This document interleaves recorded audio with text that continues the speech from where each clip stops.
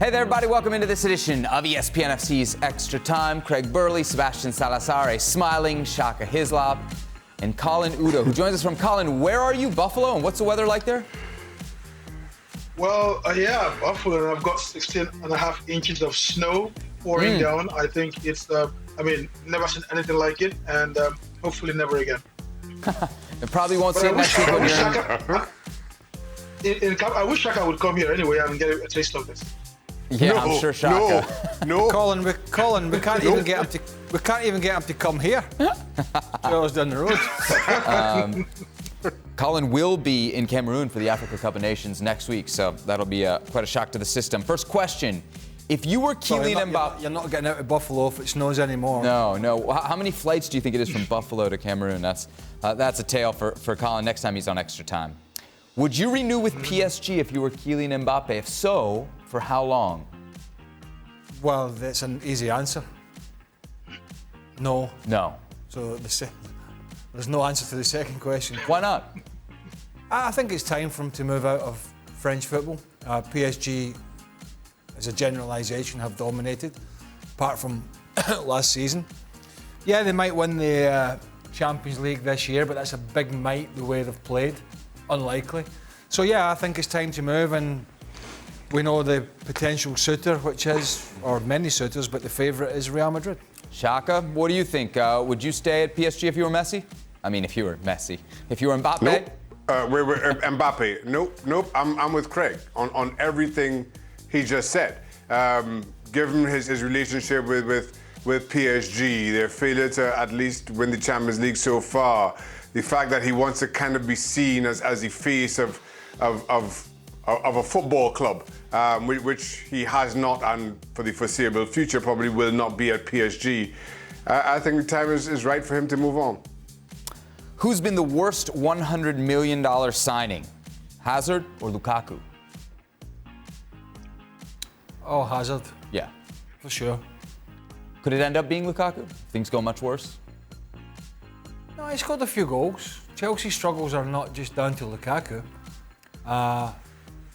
So, no, I think Eden Hazard went in there as the guy who'd carried Chelsea for quite a few years and was going to go in there and be the next Galactico, and just has not worked. So I would say Eden Hazard. Colin, you agree? Hazard the bigger bust here? Oh, I mean, what has he done since he's been there? He's done absolutely jack all, and there's no sign he's going to be anything. Talk about being a Galactico, he's not even a candlelight.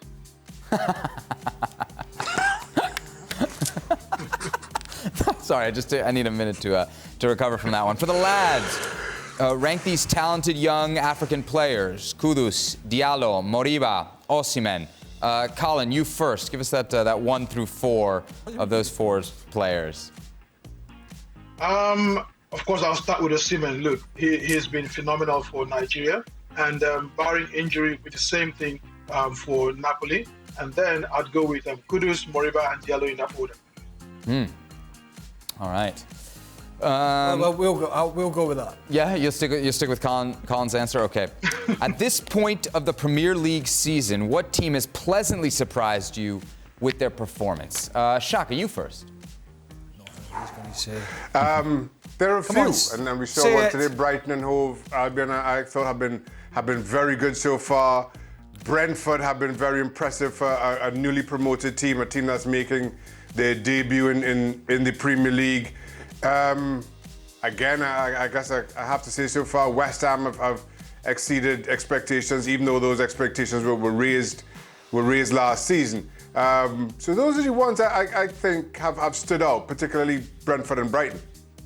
You like how he gave us like a couple other answers before he got to West Ham to kind of cover it up a little bit?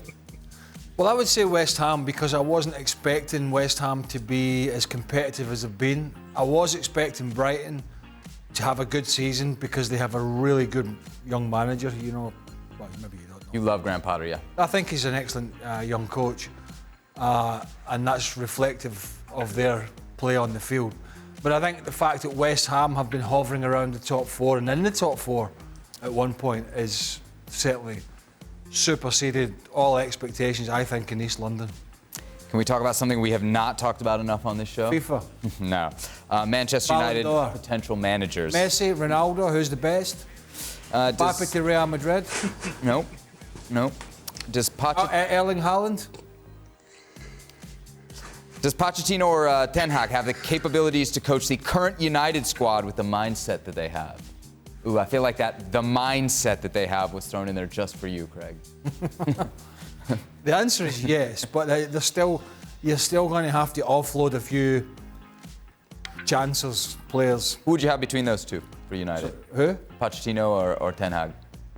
Oh. Good question, that.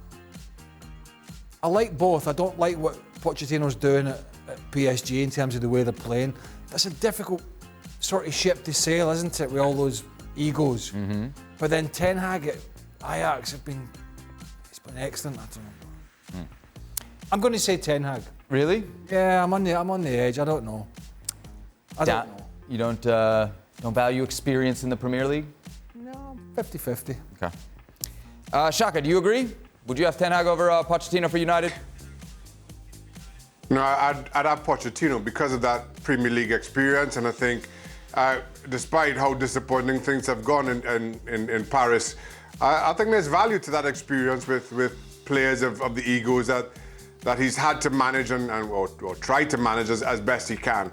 Saying that, it's a close call. I mean, Ten Hag is a different prospect in that, given Manchester United's own kind of history with bringing through players from their academy and using young players, that's exactly what Ajax has always done, and Ten Hag is doing to such good effect right now. So, in all honesty, I don't think you go wrong with either. But if I had to choose one right now, and I'm in charge of Manchester United, I go Pochettino. It's nice to see you haven't got any branding on your top tonight, Shaq. I quickly changed before we came on here, Craig. Yep. Just for you. Yep. He does have that way, right? Of influencing how you behave. Yep. No, I used to carry a laptop around everywhere I go, but I got bullied out of that. 2 days wearing a Howard shirt back to back. Yeah, I was going to wear another Howard shirt, but you know, I didn't want to confuse Craig too much. That's right. It's HUTV over here. Well, you've been on 2 days in a row. It confused me straight away. All right, final question. A perfect question for extra time. Start, bench, drop. Colin, you're going to go first on this one. John Terry, Holy cow. Sergio Ramos, or Maldini. Start, bench, drop. Oh, wow. Well, that's an easy one. It's an easy one. I'll start Maldini every day of the week and twice on Sundays. I'll bench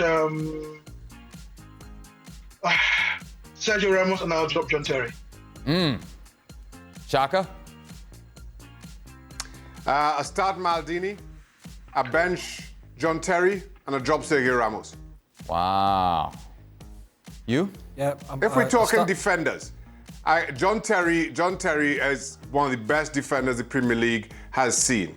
Not better than Maldini, and Sergio Ramos, well, you know what I think of him defensively.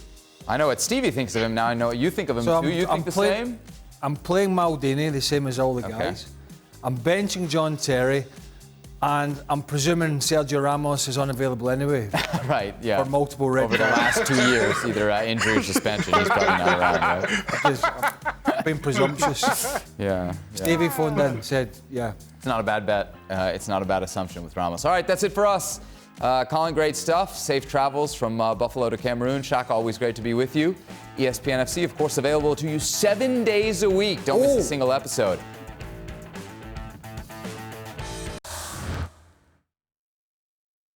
Well, thank you very much for watching ESPN on YouTube. For more sports highlights and analysis, be sure to download the ESPN app. And for live streaming, premium content, and let's not forget as well, ESPN FC 7 days a week. Subscribe to ESPN Plus.